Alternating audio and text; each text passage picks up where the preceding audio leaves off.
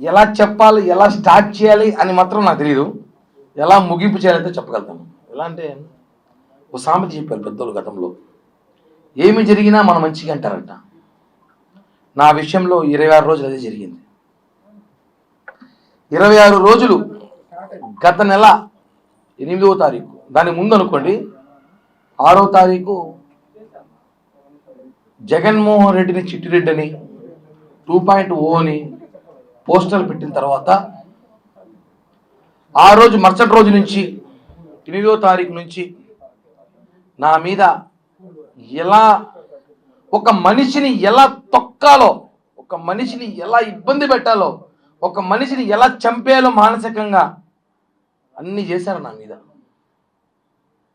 నిజంగానే నేను ఆ రోజు నుంచి ఈ రోజుకి ఒకటే చెప్తున్నా, ఇద్దరికి మాత్రం నా జీవితాంతం రుణపడి ఉంటా.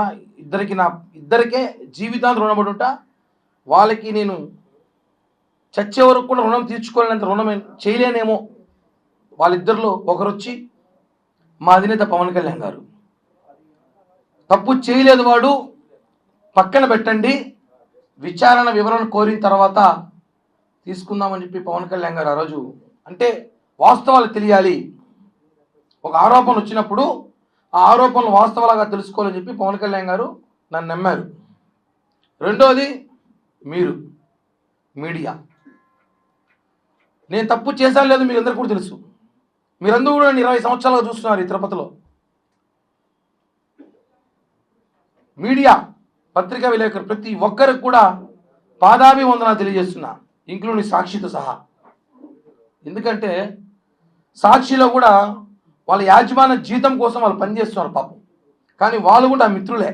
సాక్షిలో ఉన్నారు కూడా నాకు తెలిసిన వ్యక్తులు ఉన్నారు, నా శ్రేయోభిలాషులు. సాక్షి పేపర్లో కింద స్టాఫర్ నుంచి ఇన్ఛార్జీల వరకు నాకు తెలిసిన వాళ్ళు ఉన్నారు. 15 సంవత్సరాలు నాకు అంత మిత్రులే, కాబట్టి వాళ్ళకు కూడా కృతజ్ఞతలు తెలియజేస్తున్నా. అలాగే ప్రతి మీడియా కెమెరామ్యాన్, రిపోర్టర్లు, స్టాఫర్లు, ఇన్ఛార్జీలు, బ్యూరోలు, ప్రతి ఒక్కరికి నా పాదాభివందనం. ఎందుకంటే నన్ను నాతో పాటు ఉన్న వాళ్ళు నమ్మలేదు, కానీ మీరు నమ్మారు నన్ను. కిరణ్ తప్పు చేసినా లేదా మళ్ళీ మాట్లాడదాం. కిరణ్ తప్పు ఆరోపణలు మాత్రం వచ్చాయి, అవి వాస్తవాలా కాదా మళ్ళీ మాట్లాడదాం. అతను వాయిస్ వినిపించాలి, అతను ఏం చెప్తున్నాడు వినాలి. ఒక సైడే మాట్లాడకూడదు ఎప్పుడు కూడా, రెండు పక్కలు వినాలని చెప్పి తిరుపతి మీడియా చూపించిందండి. హ్యాట్స్ ఆఫ్, నిజంగా చెప్తున్నాను. మీరు కానీ లేకపోయి ఉంటే నిజంగా కిరణ్ రాయల్ అనే వ్యక్తి ఈరోజు ఫోటోలు పూలమాలేసి కూర్చునేవాడు. మనము వాస్తవం చెప్తున్నాం. అంత ఇబ్బంది పెట్టారు నన్ను మానసికంగా, నా కుటుంబాన్ని, నా చిన్న పాపని, కులాన్ని. 20 సంవత్సరాల తిరుపతి రాజకీయాల్లో కిరణ్ రాయల్ అనేవాడు మాత్రం బలిజోడు. మొన్న వచ్చేసరికి సమస్య వచ్చేసరికి కిరణ్ రాయల్ బలిజోడు కాదని చెప్పి వైసీపీ నేతలు మాట్లాడటం. ఎన్ని విధాలుగా వ్యాపారాలు అంటాడు, ఒకడు రకరకాలుగా అంటాడు. నేను ఒకటి అడుగుతున్నాను, తిరుపతి ప్రజలు కూడా తెలుసుకోవాలి విషయం ఏమంటే, ఒక సామాన్యుడు రాజకీయాలు తిరుపతిలో చేయకూడదా? అబ్బా కొడుకులు, మామ అల్లుళ్ళు, బావా బామర్దులు, అత్త అల్లుళ్ళు రాజకీయాలు చేయాలి.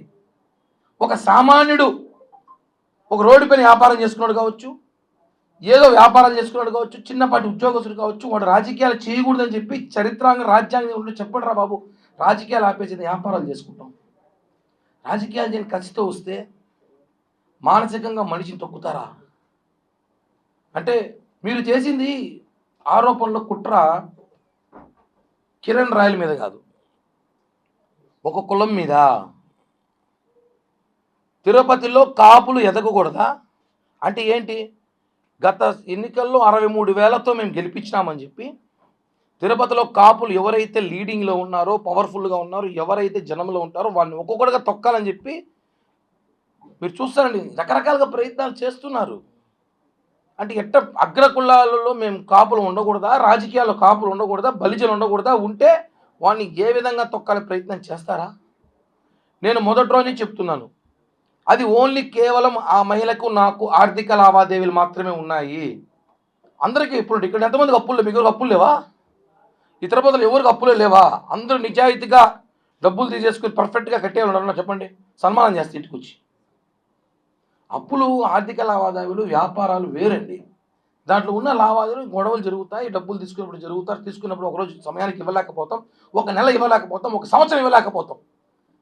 అది ఆర్థిక లావాదేవీలు తీసుకొచ్చి ఆ మహిళని పాపం రాజకీయ నాయకులు వాడుకోవడం కరెక్ట్ కాదని మొదలై చెప్పాను నేను.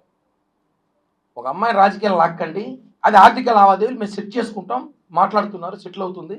అంతేగాని ఆమెను తీసుకొచ్చి నువ్వు ఇలా చెబితే మేము డబ్బులు నీకు ఇస్తాం, నువ్వు ఇలా కిరణ్ రాయల పైన మాట్లాడితే నీ ఆర్థిక ఇబ్బందులు తొలగిస్తాం, కిరణ్ రాయలు మానసికంగా ఏడిపిస్తే నీకు సెటిల్ చేస్తాం, నీ కొడుకు సెటిల్ చేస్తాం అని చెప్పి రాజకీయ ట్రాప్లో ఆమెను ఇరికించాను. గతంలో చెప్పా, ఇప్పుడు చెప్పా, ఇక చెప్పను కూడా, ఎందుకంటే ఆ ఇష్యూ క్లోజ్ అయిపోయింది కాబట్టి. తను ప్రెస్ మీట్ పెట్టి చెప్పడం, కోర్టులో కేసులను వాపస్ తీసేసుకోవడం, ఇవన్నీ కూడా చెప్తాను కదా. అందరూ ఉంటారు ఇద్దరు చాలామంది రాత్రి నుంచి కడిగిన ముత్యం లాగా వచ్చావు, కడగిన ముత్యం లాగా. నేనైతే ముత్యమే, కడిగారో నాకు తెలీదు, నేనైతే ముత్యమే. ఒక మనిషిని నాశనం చేయడానికి సోషల్ మీడియా కూడా పనికొస్తుందని చెప్పి నాకు మొన్నే తెలిసింది. ఎంత దారుణమైన ట్రోలింగ్ చేశారంటే నన్ను, నా కుటుంబాన్ని, నాతో పాటు ఉన్న వాళ్ళని. నేను ఒకటే అంటున్నాను ఈరోజు ఈ ప్రెస్ మీట్ ద్వారా, బాధేసి చెప్తున్నా, మనసులో బాధతో చెప్తున్నా. 26 రోజులు నేను చాలా నేర్చుకున్నా. దయచేసి ఇంకెవరైనా జీవితంలో రాజకీయాలు చేయాలన్నా, వేరే వ్యాపారాలు చేయాలన్నా పక్కన వాళ్ళకి చెప్పకండి, అస్సలు నమ్మకండి. అందుకే నా పక్కన ఎవరిని పెట్టుకోవాలి, ఈరోజు ఒకడే వచ్చా. నమ్మకండి, చెప్పకండి, తప్పు. ఎందుకంటే 26 రోజులు నేను చాలా తెలుసుకున్నా. మనిషి ఇబ్బందుల్లో, బాధల్లో ఉన్నప్పుడు ఇద్దరే నిలిచారు. నాకు చెప్పాను, ఒకటి పవన్ కళ్యాణ్ గారి ధైర్యం, 2 మీడియా, ఇంకా మహా అయితే కొంతమంది వేరే దేశాలలో ఉన్న జన సైనికులు రోజు ఫోన్లు చేసి అన్నా మేము ఉన్నాం భయపడకని అనేసి. అంటున్నా, నేను కాదని చెప్పట్లేదు, ఇక్కడున్న కొంతమంది జనసేన ఉన్న అందరూ ఉన్నారు. అంటే ఒకరు వచ్చి చెప్పేస్తే దాన్ని నమ్మడం అంత ఈజీ కాదు, దాని వాస్తవాలు తెలుసుకోవాలి. ఒక అడ్వకేటో ఎవరో ఉన్నాడు మొన్న, ఆయన ఈ ఇష్యూలో అతను ఒక ఆయన అడ్వకేట్ లాంటి వాడు, అడ్వకేట్ అది కాదు, అతని పేరు కూడా నేను చెప్పను, ఉప్పల్ బాలంటాం మేమందరం. అతను ఇప్పుడు ఒక సమస్య వచ్చిందండి మనకి, ఆ సమస్య అడ్వకేట్కి చెప్పుకుంటాం, సార్ నాకు ఇలా మోసం జరిగింది, ఇలా నాకు అన్యాయం జరిగింది, నాకు డబ్బులు రావాలంటే తను ఏం చేయాలి, కోర్టులో పిటిషన్ వేయాలి, కోర్టులో వాదించాలి, సాక్షి టీవీ, సాక్షి పేపర్లో కాదు. తను ఏం చేశాడు, కిరణ్ రాయల పైన ఆరోపణలు ఉన్నప్పుడు నువ్వు ఆరోపణలు కోర్టులో చూపించు, అంతేగాని డిబేట్లు పెట్టి నీ పబ్లిసిటీ పిచ్చి కోసం నన్ను వాడుకోవడం కరెక్ట్ కాదు, నీ మీద కేసేస్తా, తిప్పిస్తా తిరుపతికి, ఛార్జీలు కూడా నేనే పెడతాను నీకు, అప్ అండ్ డౌన్ ఛార్జీలు కూడా తిప్పిస్తా, సాక్షి మీద కూడా కేసు వేస్తున్నా, చెప్పాను, ఆల్రెడీ చేశాను. ఒకటే అండి, ఒకరు వచ్చి మాట్లాడేస్తే మహిళ మాట్లాడేసింది అంతే, నమ్మేస్తారు జనం, అంతే వాస్తవం. ఆయన ఎందుకు మాట్లాడింది, ఎవరు మాట్లాడించారో తెలుసుకోలేకపోయారు జనం, అదే బాధ. ఆ మాటల్లో మాట్లాడే మాటలు నన్ను నిజంగా చెప్తున్నా, మొండి నా కొడుకు ఏమంటాను కానీ నిలబడ్డా. ఇంకోడైతే నా ప్లేస్ చచ్చిపోయింటాడు, కుటుంబం మొత్తం ఆత్మహత్య చచ్చిపోయింటుంది ఈరోజు. నేను చాలా గట్టిగా నిలబడ్డా, మీకు తెలీదు, కేవలం ఈ రోజు కోసమే. నా క్లీన్ చిట్తో నేను బయటికి రావాలని చెప్పి నిలబడ్డా. సమయం పట్టింది, ఎక్కువ రోజులు పట్టలేదు. తప్పులు ప్రపంచంలో కిరణ్ రాయలు తప్ప ఇంకెవడో తప్పు చేసాడు లేడయ్యా.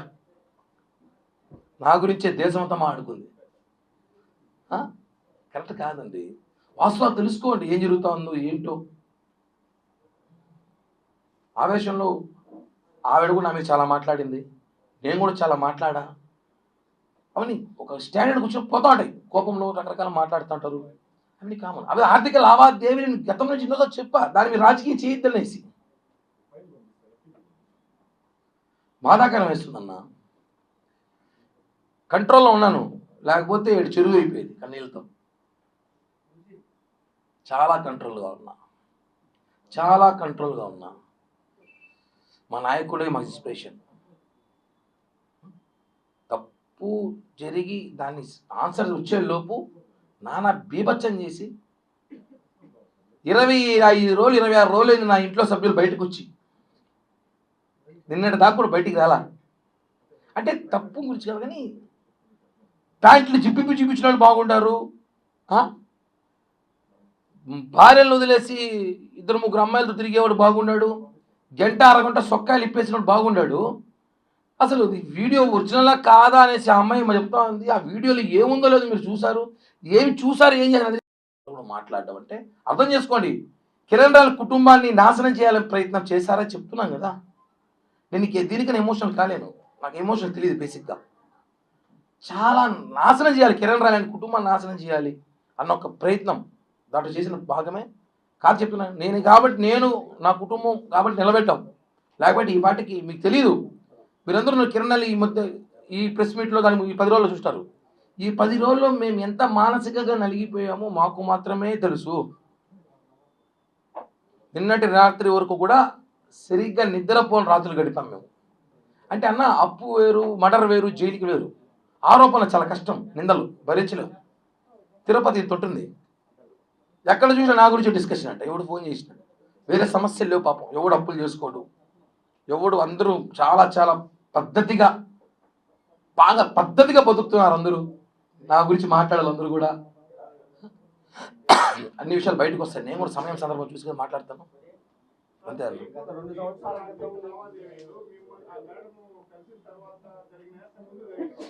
ఏదన్నా అన్న 2015 నుంచి 2019 దాకా జరిగిన లావాదేవీలు అవన్నీ. జైపూర్ ఇష్యూ 2021 కేసు, అది మాకు సంబంధం లేదు. అది మాకు సంబంధం లేదు.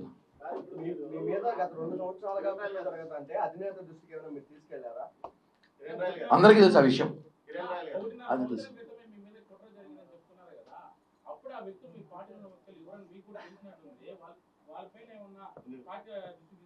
అలా ఇప్పుడు నేను నీ పేరు చెప్తే అంటే నమ్మరు కదా, బయటకు వచ్చాక నమ్ముతారు. ఇప్పుడు నమ్ముతారు.